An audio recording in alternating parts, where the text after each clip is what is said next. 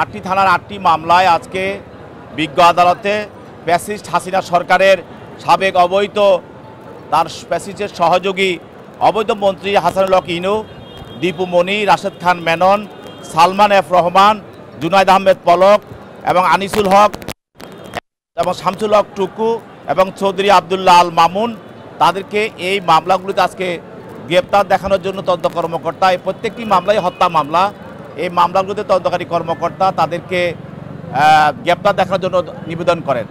তার নিবেদনের পরিপ্রেক্ষিতে বিজ্ঞ আদালত এজাহারটা দেখে এবং তদন্তকর্তা দরখাস্ত দেখে তাদেরকে এই মামলাগুলোতে গ্রেপ্তার দেখান।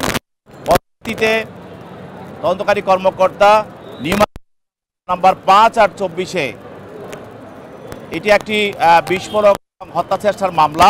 এই মামলায় জুনায়েদ আহমেদ পলক তাকে 10 দিনের রিমান্ডের প্রার্থনা করা হয়। সেই মামলায় বিজ্ঞ আদালত 5 দিনের রিমান্ড মঞ্জুর করেন। আরেকটি মামলা যাত্রাবাড়ির 49/9/24, এটাও একটি হত্যা মামলা। এই মামলায় তদন্তকারী কর্মকর্তা হাসানুল হক ইনু, জুনায়েদ আহমেদ পলক, দীপু মনি এবং চৌধুরী আবদুল্লাহ আল মামুন, সালমান এফ রহমান তাদেরকে 7 দিনের রিমান্ড প্রার্থনা করেন। বিজ্ঞ আদালত তাদেরকে 5 দিনের রিমান্ড মঞ্জুর করেন। এরপরে যাত্রাবাড়ি আরেকটি ধারা, এটা হলো 28/8/24, এটাও একটি হত্যা মামলা। এই হত্যা মামলায় হাসানুল হক ইনু, জুনায়েদ আহমেদ পলক এবং রাশেদ খান মেনন, দীপু মনি, সালমান এফ রহমান এবং চৌধুরী আবদুল্লাহ আল মামুন তাদেরকেও 10 দিনের রিমান্ড প্রার্থনা করেন। বিজ্ঞ আদালত এই আসামিদের প্রতি 7 দিনের রিমান্ড মঞ্জুর করেন। এটাও একটি হত্যা মামলা। এই মামলায় তদন্তকারী কর্মকর্তা যে দীপু মনি এবং জুনায়েদ আহমেদ পলক তাদের বিরুদ্ধে তাদের যে 7 দিনের রিমান্ড প্রার্থনা 10 দিন রিমান্ড প্রার্থনা করেন। বিজ্ঞ আদালত তাদের জন্য 7 দিন রিমান্ড মঞ্জুর করেন। আরেকটি মামলা, এটা হলো যাত্রাবাড়ি 3/8/24, এটাও একটি হত্যা মামলা। এই মামলায় লালবাগের সাবেক ডিসিডিবি মশিউর রহমান এবং চৌধুরী আবদুল্লাহ আল মামুন তাদেরকে এই মামলায় তদন্তকারী কর্মকর্তা 7 দিনের রিমান্ড প্রার্থনা করেন। বিজ্ঞ আদালত তাদের বিরুদ্ধে 4 দিনের রিমান্ড মঞ্জুর করেন। এরপর বিজ্ঞ আদালত এই যাদেরকে রিমান্ড প্রার্থনা করা হয়েছে তাদের বিরুদ্ধে রিমান্ড মঞ্জুর করেছিলেন, তাদেরকে তদন্তকারী কর্মকর্তার হেফাজতে প্রদান করেন। আর বাকি যাদেরকে রিমান্ড চাওয়া হয় নাই তাদেরকে সিডব্লিউ মূলে জেল হাজতে প্রেরণ করা হয়। এখানে আইনের কোনো ব্যত্যয় নাই, ভিন্ন ভিন্ন ঘটনা, যেহেতু এগুলি হত্যা মামলা।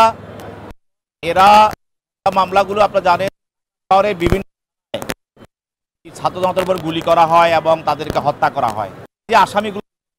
এই আসামিগুলো কিন্তু তারা গণভবনে ফ্যাসিস্ট হাসিনার সঙ্গে বিভিন্ন ধরনের বৈঠক করে এবং এই আন্দোলনকে দমনের জন্য সরকারকে যে কোনো কিছুর বিনিময়ে হোক দেখামাত্র গুলি করা বা সর্বশক্তি নিয়োগ করে তারা বৈঠক করে সিদ্ধান্ত নিয়েছেন এবং তারা প্রেস কনফারেন্স করেছেন এবং সেখানেও বলেছেন যে শক্ত হাতে দমন করতে হবে। তাহলে তাদের বিরুদ্ধে যে ফৌজদারি অপরাধ যেটা হলো অপরাধমূলক ষড়যন্ত্র এবং পরিকল্পনা এবং সহায়তা, যেহেতু এই বিষয়টার সঙ্গে তারা সম্পূর্ণভাবে জড়িত, এটা দিনের মতো পরিষ্কার। জাতি দেখেছে, জনগণ দেখেছে, বিভিন্ন পত্রপত্রিকা এসেছে, সারা বিশ্ব দেখেছে, তারা বিভিন্ন বিশ্ব মিডিয়া প্রচার করেছে ওরা কীভাবে গণভবনে ফ্যাসিস্ট হাসিনার সঙ্গে সহযোগিতা করেছে এবং তারা নিজেরাই তারা সাংবাদিক সম্মেলন করে প্রেস কনফারেন্স করে তারা বক্তব্য রেখেছে। অতএব এই হত্যা মামলাগুলোর সঙ্গে তারা অপরাধমূলক ষড়যন্ত্রকারী হিসেবে এবং সহায়তাকারী হিসাবে এবং তারা পরিকল্পনাকারী হিসাবে তারা জড়িত। তাই এখনও কোনো আমরা 164 আসামি পাই নাই। এখন এটা সময় মতো সেটা করা হবে আর পরবর্তীতে এটা করা হবে। এবং অনেক আসামি তারা রিমান্ডে গিয়ে স্বীকার করছে তারা বিভিন্নভাবে জড়িত। আপনারা পত্রপত্রিকা দেখছেন যে সালমান এফ রহমান, আনিসুল হক তাদের বিভিন্নভাবে যেটা আমরা বিভিন্ন জায়গায় দেখছি যে তারা বলতেছে বিভিন্ন অপরাধগুলো তারা স্বীকারও করছে বিভিন্নভাবে যে আমরা ভুল করেছি, অপরাধ করেছি, এভাবে অনেক বক্তব্য তারা রাখতেছে। হ্যাঁ, এই প্রত্যেকটি মামলায় আপনার প্রত্যেকটি আসামির জন্য এখানে তাদের পক্ষে আইনজীবী ছিল এবং যেগুলি রিমান্ড প্রার্থনা ছিল সেগুলো তারা বক্তব্য রেখেছে। আর সোনের সাথে কোনো বক্তব্য রাখার কোনো প্রয়োজন নাই, সেই জন্য সেখানে কোনো বক্তব্য ছিল না। কিন্তু যেগুলি তারা জামিন প্রার্থনা করেছে সেখানে তারা বক্তব্য রেখেছে। আর যারা রিমান্ড বিষয়ে যখন শুনানি হয়েছে তখন তাদের পক্ষে আইনজীবীরা বক্তব্য রেখেছে। সরকার প্রসিকিউশনকে যে বিষয়টা আমি বলেছি যে তারা যেহেতু তারা গণভবনে ফ্যাসিস্ট হাসিনা সরকারের সঙ্গে বসে তারা এই ছাত্র জনতা বৈষম্যবিরোধী আন্দোলনকে দমানোর জন্য তারা সেখানে ষড়যন্ত্র করেছে এবং তারা সহায়তা করেছে এবং পরিকল্পনা করেছে এবং তারা এখান থেকে বেরোয় আসে বিভিন্ন মিডিয়াতে প্রেস কনফারেন্সে তারা বলেছে যে এগুলিকে শক্ত হাতে দমন করতে হবে।